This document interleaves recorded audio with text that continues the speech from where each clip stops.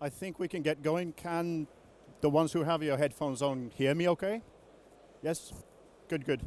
All right. I'm here to talk about sort of most findings that we have in IAM maturity assessment. So my name is Kari Vierimaa. I'm from a cybersecurity company called Nixu, based in Espoo, Finland. So a couple of words about myself. I have about 25 years of experience in IT in various roles. For the last 10 years, I've focused completely on IAM at my position in Nixu, and in there I've especially focused on what we call like advisory level IAM programs or projects, which means like typically the first contact with the customer, so current state analysis, target state design, that kind of thing. There we are. At Nixu we have about over 400 consultants working in all areas of cybersecurity. So we are totally cybersecurity focused. We don't do anything else. And in our IAM unit, we have over 80 experienced consultants. And again, we work in all areas of IAM. So we do internal IAM projects, we do B2B, partner IAM, customer consumer IAM, and also privileged access management projects. And we can do all range of projects starting from advisory all the way to solution design and deployment and support, and we do managed services as well. So kind of a complete offering in IAM. And we've done dozens of these, several dozens of these current state analysis projects, pre-studies and deployments as well. So what do we mean by maturity assessment really? So this is kind of a model that we use when we have these assignments with customers that going from left to right, obviously, we start with what we call the business view. So we talk with our customers about, well, what exactly are their business level requirements when it comes to identity and access management. We try to identify the stakeholders and any kind of drivers, constraints, or maybe some regulatory things that they need to take into account, or we need to take into account in our assessment. And from that we move on to slightly more technical, so we call it the IAM view. So we look at what does the customer currently have, what kind of architecture they have, what kind of processes they have. And we also do this kind of current and target state IAM capability assessment. And then finally we do this what we call organizational readiness and risk analysis. And from then we move on to target state design and road mapping, but that's not really in the scope of this presentation, so I've left that out. So what are the findings then? What I've done here is that I've split them into four different categories. So first of all, I'm going to talk about IT and IAM governance, and then about organizational readiness, then a bit about documentation, and then finally about tools and processes. So governance, what does that mean? Well, you have to be really careful with the word governance because it's such a wide-ranging word, so it can pretty much mean anything or cover anything. But the point here is to focus really on what does it mean for IT and IAM governance. So what we typically find is that the overall sort of IAM governance is either not very mature, or it is in fact completely missing. So there is no IAM governance in the organization. So decision making is also very fragmented. It's very siloed. It happens in various different parts of the organization. So they make decisions about IAM without knowing about each other at all. So there's poor coordination between sort of business units and functions. But this really varies massively between the IAM domains. So it's very different when we talk about internal IAM and then, for example, sort of B2B and customer IAM in particular, where it is very much siloed because IAM is in fact sort of embedded into the business units because that's where it happens. So in some ways you can say that the organizational units are from the point of view of the business, they are separate for a good reason, because that's how business works. If there's a big organization that works in multiple different totally separate business areas, they will be in separate organizations. So this creates this kind of fragmentation in IAM as well. So how do you fix that then? Well, it's easier said than done. You can say that we'll establish a governance model, but that's really hard because it's very much unique for each organization. I mean, sure, you can have hierarchy, you can talk about strategic, tactical and operational level governance, but you still have to customize it and modify it according to the organization. I think much more important is actually to have a governance model that has the authority to act, because it's no good having a governance model which exists as a nice PowerPoint slide, but it doesn't have the power to do anything. So keep that in mind. Oh. Yeah, right. So that leads me quite nicely into sort of organizational readiness, which is very much linked into governance as well. So what this means really is that the role and the value of IAM is really not understood in the organization.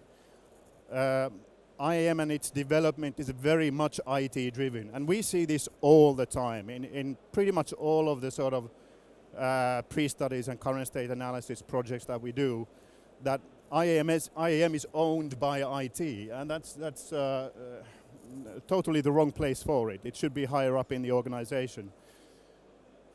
So that also means that no one really has a complete view of what IAM is and what should it do. So all of the stakeholders, you know, HR, IT itself, security, risk management, business, they all have this narrow view of IAM, and no one has a complete view. So HR thinks about it from the point of view of simply sort of employee lifecycle management processes. So they hire a person, and then that person moves around in the organization, and then that person leaves. So that's their really narrow view. IT in a similar way talks about birthright access management or access rights, and then maybe access right reviews and so on, but very technical view. So this is exactly why when we do these assignments, these current state analysis workshops with customers, it's incredibly important to have these joint workshops to literally try to get the people in the same room, either physically or virtually, so that, for example, when we are talking about internal IAM processes, get the HR people in the same room with the IT people and have them explain it to each other, that what they do.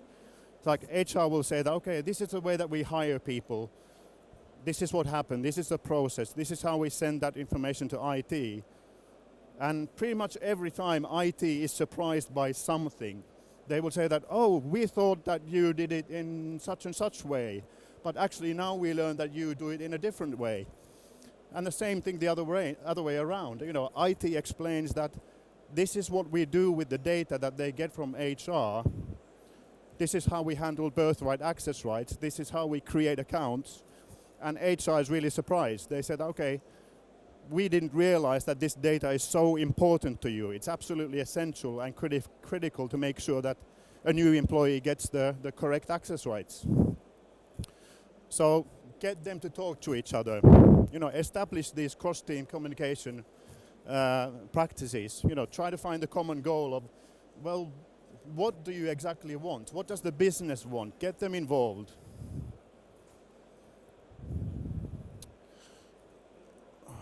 Let's go back one. Yep, there we go. So, documentation. So by now you should be noticing a theme in these findings, which is that these are totally non-technical. I haven't mentioned any products or vendors or tools once. And similar thing here.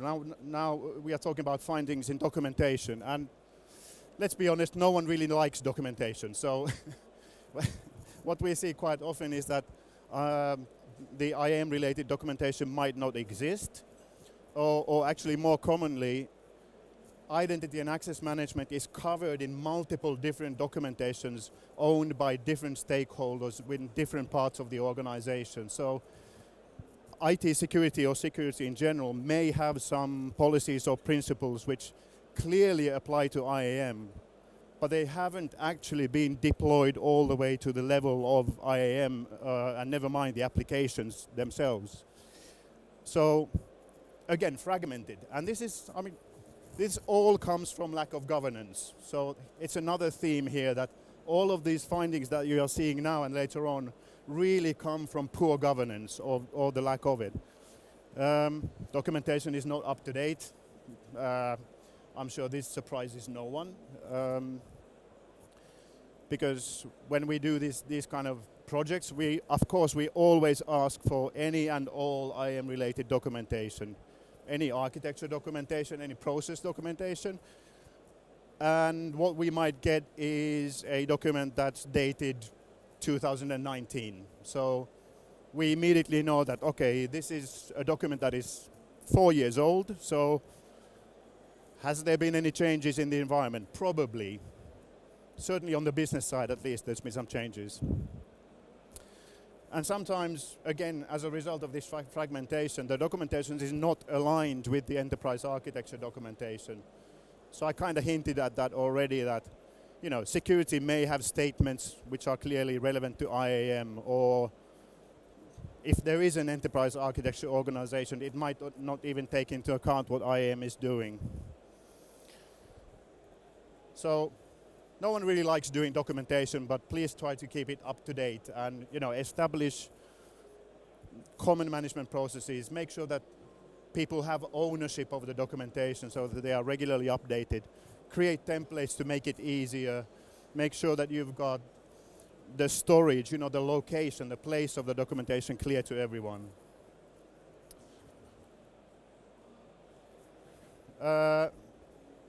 And then finally, we can talk a little bit about tools and processes as well. So, fragmented IAM tool landscape.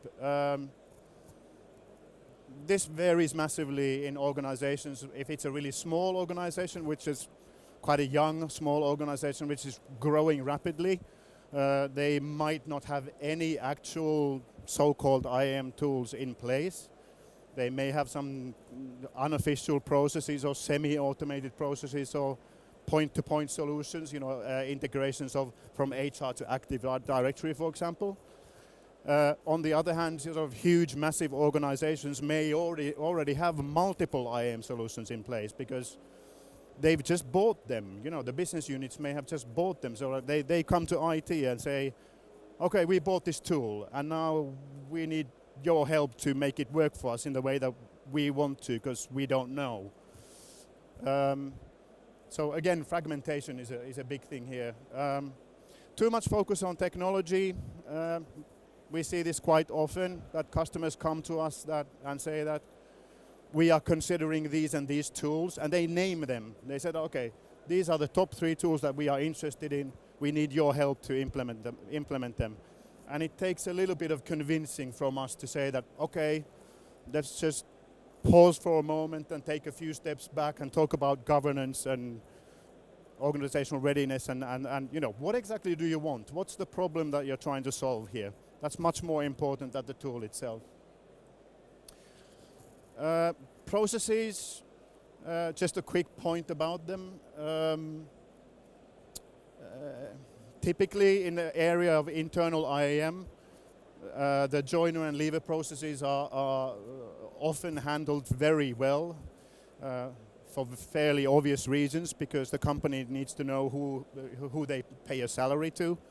So HR does their thing and hires a person, and they again do their leaver process when a person leaves a company. So that usually works okay. So access rights get removed, accounts get disabled.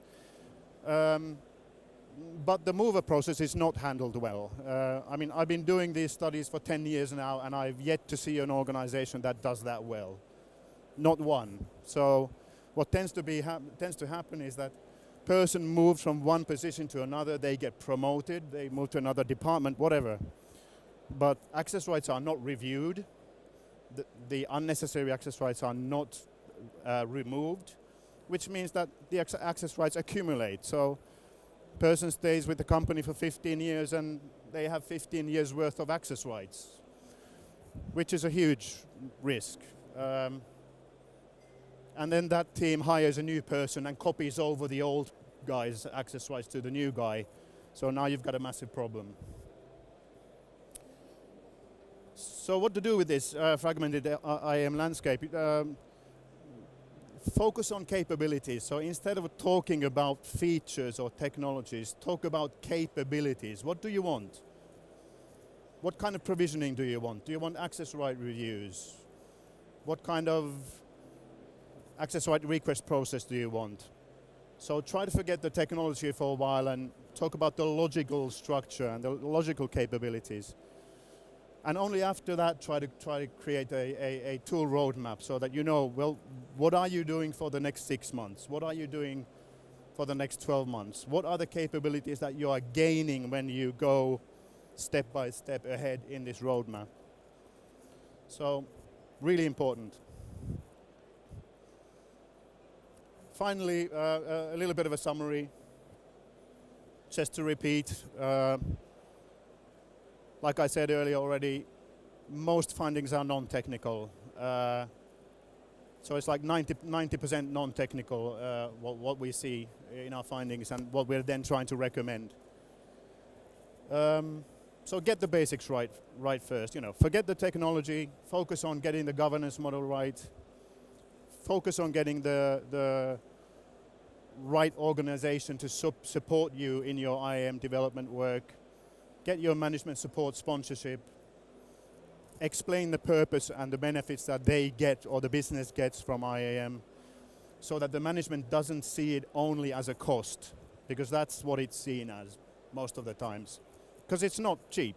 IAM projects are really, really not cheap at all. They're quite expensive. So yeah, you can get some maybe indirect cost reductions and benefits, but in my opinion, at least, the focus should really be more on the kind of security improvements and risk mitigation that you get from IAM. And nowadays, more and more, it's about compliance and regulatory requirements as well.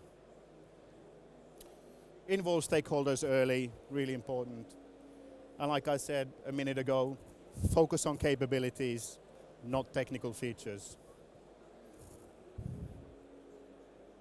I've been really, really quick because I've been talking so fast. So,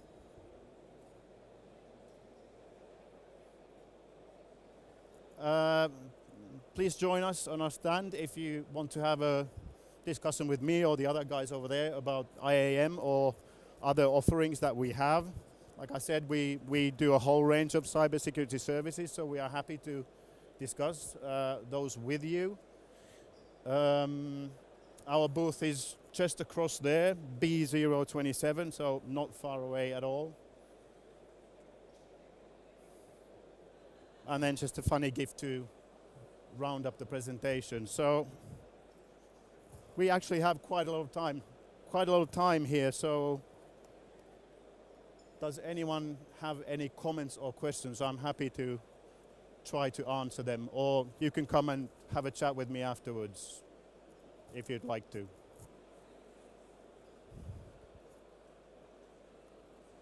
All right.